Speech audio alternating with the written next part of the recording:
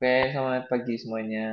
Ini dari kelompok Pagi. satu Organisasi Arsitektur Komputer. Ini merupakan hasil diskusi kami terkait tugas yang telah diberikan oleh Pak Helmi. Nah, setelah berdiskusi panjang, kita sudah membagi tugas juga, dimulai dari soal nomor A. Nah, setelah diskusi, kita mendapatkan jawabannya dengan langkah pertama itu kita mendefinisikan bahwa ukuran RAM dituliskan 1 GB itu dapat ditulis sebagai 2 pangkat 30 byte. Nah, kemudian komputer 32 bit berarti jumlah total alamat memori adalah 2 pangkat 32. Jadinya 1.073.741.824 alamat. Itu untuk jawaban nomor A. Selanjutnya ke B. Berapakah jumlah lebar alamat memori yang diperlukan ketika memori tersebut dipasang? Maka jawabannya adalah 30 bit. Selanjutnya kita masuk ke kemudian kapasitas tiap bank itu kita memiliki rumus yaitu total kapasitas RAM dibagi dengan jumlah bank memori. Dengan hasil 67.108.864 alamat atau 64 bit. Selanjutnya nomor D. Berapakah jumlah alamat pada setiap bank memori? Nah, alamat memorinya itu kan kita sudah tahu tadi 2 pangkat 30 alamat dan jumlah banknya itu 16. Jadi kita tinggal bagikan, yaitu jadi 2 pangkat 30 dibagi jadi 16. Jadi 2 pangkat 26. Yang E, berapa jumlah select line X dan select line Y pada setiap bank?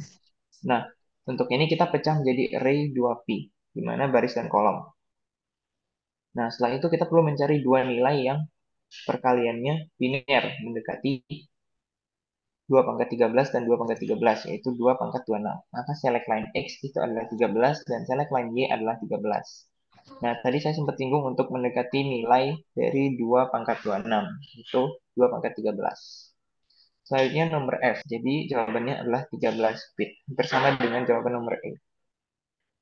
Selanjutnya nomor G, nomor bit yang menunjuk select line Y itu adalah 0 dikurangi 13, dan kemudian nomor bit yang menunjukkan select line X itu adalah 14 dikurangi 27, dan nomor bit yang menunjuk pada bank 28 dikurangi 30. Terus jawaban yang terakhir, soal yang terakhir, itu jika sebuah data di RAM terletak pada alamat 0 kali 1, 2, 3, 4, A, B, C, D, maka data tersebut terletak di bank berapa? Nah, alamat yang dibentuk itu adalah heksadesimal, yaitu 0 kali 1, 2, 3, 4, A, B, C, D. Nah, ubah alamat dari heksadesimal ini menjadi biner, yaitu 000, 100, 000, 110, 100, 10, 10, 10111, 001101. Nah, bit ke-28 hingga ke-30 adalah 001. Data tersebut itu terletak pada bank ke-1. Maka itu jawaban yang nomor A. Sekian untuk soal nomor A, selanjutnya soal nomor B akan dilanjutkan oleh rekan saya. Terima kasih. Baik, untuk soal nomor B ada beberapa subsoal. Langsung aja dari yang pertama, yaitu 1A.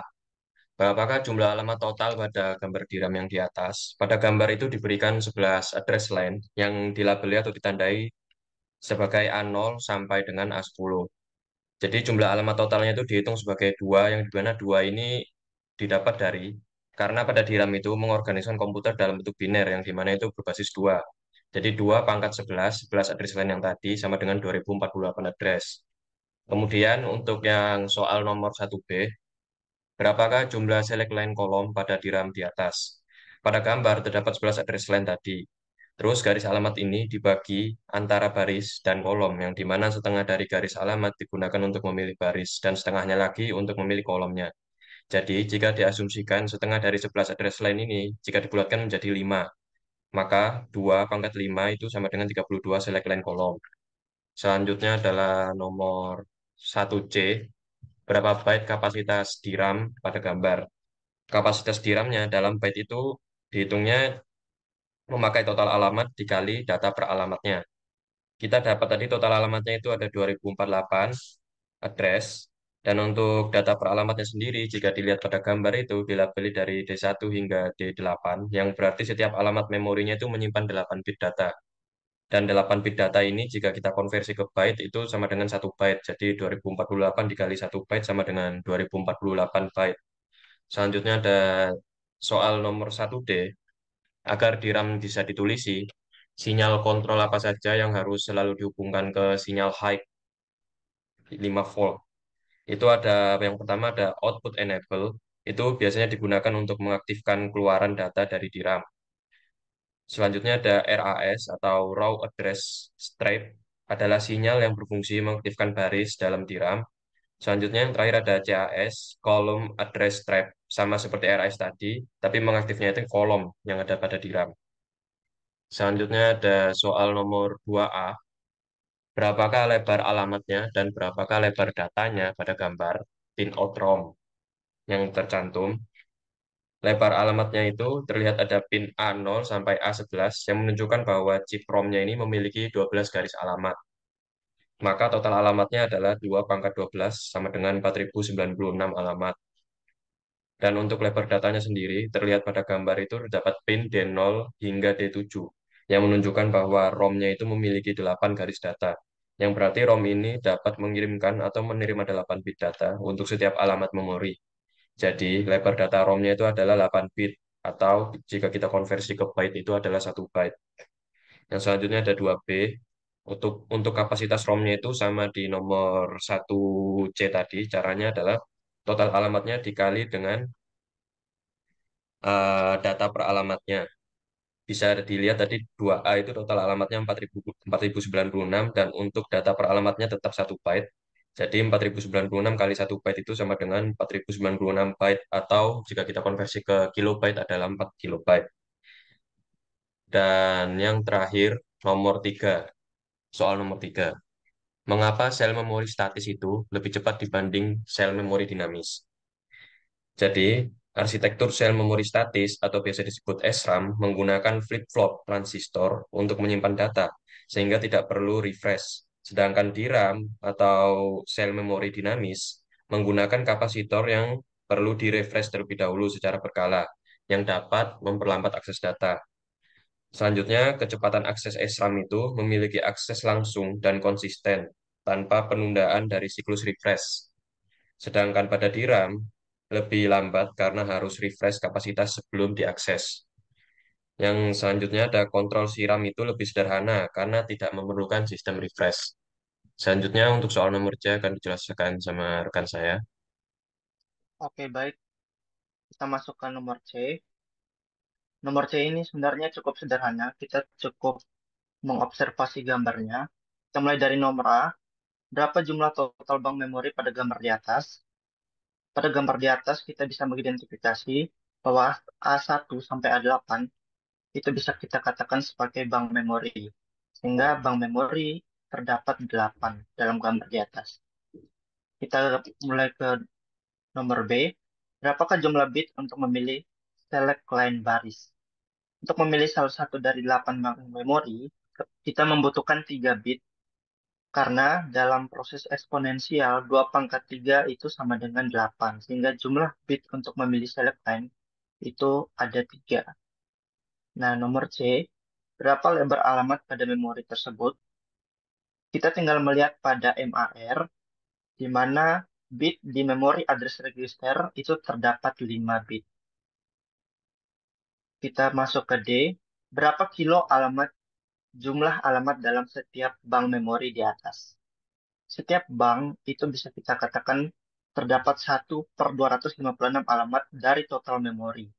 Atau sehingga kita bisa jumlahkan semuanya, terdapat 256 alamat, dan dalam kilo alamat itu 0,256 kilo alamat. Kita masuk ke E. Berapa byte kapasitas total dari memori di atas? Satu bank memori itu terdapat 256 alamat pada nomor D tadi. Kita tinggal kalikan dengan jumlah bank memori total yaitu 8 dan setiap bank memori itu menyimpan 1 byte data. Sehingga kita tinggal kalikan saja 256 kali 8 kali 1 byte data yang disimpan itu terdapat 2048 byte. Kita masuk ke nomor 2 yang merupakan karakteristik memori dinamis dibanding memori statis adalah kita tinggal melihat karakteristik dari DRAM yang perbedaannya dengan SRAM. Karena dinamis ini kita mempunyai banyak perbedaan. Seperti yang pertama murah, karena proses pembuatannya tentu saja lebih sederhana daripada SRAM. Karena dia murah, tentu saja lebih lambat. Kenapa lebih lambat? Karena DRAM memerlukan proses refresh untuk mempertahankan data. Selain itu, akses ke data memerlukan waktu yang lebih lama karena struktur internalnya yang lebih kompleks. Selain itu, data disimpan di dalam kapasitor. DRAM menyimpan data dalam kapasitor yang berbeda dengan SRAM yang menyimpan data dalam flip-flop. Selain itu, dia bersifat volatile. Volatile yang berarti data akan hilang ketika sumber daya listrik dimatikan. Ini adalah ciri khas dari memori kerja seperti RAM yang hanya menyimpan data sementara. Yang terakhir, karakteristik dari memori dinamis adalah perlu rangkaian refresh seperti yang dikatakan sebelumnya. Karena kapasitor yang digunakan untuk menyimpan data cenderung kehilangan muatan. Begitu kurang lebih jawaban dari nomor C. Selanjutnya akan diserahkan ke teman saya untuk nomor D. Oke, untuk soal nomor D, yang pertama adalah jelaskan apa yang dimaksud dengan memory plan. Jadi untuk memory plan ini adalah struktur dalam teknologi memori semikonduktor yang disusun dalam bentuk matriks atau grid, di mana data disimpan dalam sel-sel yang terorganisir secara sistematis berdasarkan baris dan kolom, di mana setiap sel pada perpotongan antara baris dan kolom menyimpan bit data yang dapat diakses dengan mengaktifkan baris dan kolom tertentu secara bersamaan. Lalu untuk yang nomor 2 bagian A, yaitu berapakah jumlah latensi yang terjadi dan pada clock berapa saja. Jadi untuk latensi dalam konteks memori SDRAM mengacu pada waktu tunda antara saat perintah read diberikan hingga data pertama tersedia di jalur keluaran data, yaitu di queue. Latensi dihitung sebagai waktu antara T0 ketika perintah diberikan hingga T4 ketika data mulai tersedia, yaitu terdiri dari 3 clock cycles, yaitu terdiri dari 3, T1, T2, dan T3. Lalu untuk B, berapakah burst length yang terjadi dan pada clock berapa saja? Pada diagram yang diberikan, setelah data pertama atau di out A0 muncul pada T4, data berikutnya di out A1 muncul pada T5, diikuti oleh di out A1 pada T6. Maka burst length dalam hal ini ada 3 data units, karena 3 data berturut-turut dibaca dari memori dalam 3 clock cycles setelah latensi. Jadi untuk burst length-nya ada 3 data units, dan clock yang terlibat adalah T4, T5, dan T6. Lalu untuk yang C, pilihan yang paling umum dan yang paling efektif adalah dengan mengurangi nilai latensi. Karena hal ini langsung mempercepat respons waktu akses memori, sedangkan menambah burst length lebih relevan untuk throughput data yang lebih besar.